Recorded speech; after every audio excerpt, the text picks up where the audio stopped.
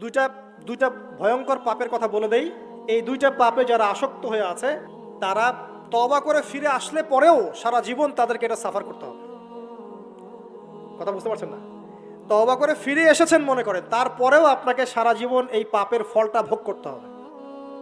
এক, মাদক দ্রব্য দীর্ঘদিন সেবন করেছেন, তওবা করেছেন, ফিরে এসেছেন, আল্লাহ হয়তো মাফ করে দিয়েছেন, আল্লাহ পাক মাফ করে দিয়েছেন, বাট আপনি আপনার দেহের যে ক্ষতিটা করে ফেলেছেন এটা পোষাতে পারবেন না। এক নাম্বার। দুই, তখন আপনি যদি বিয়ে করেন আপনি স্ত্রীকে সন্তুষ্ট করতে পারবেন না। হ্যাঁ।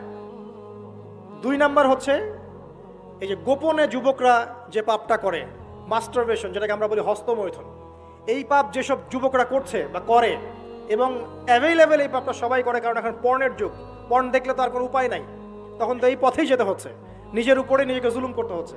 যারা হস্তমৈথুন অভ্যস্ত হয়ে গেছে এরা যদি তওবা করে ফিরেও আসে, শরীরের যে ক্ষতিটা হয়েছে এটা পূরণ হবে না কখন।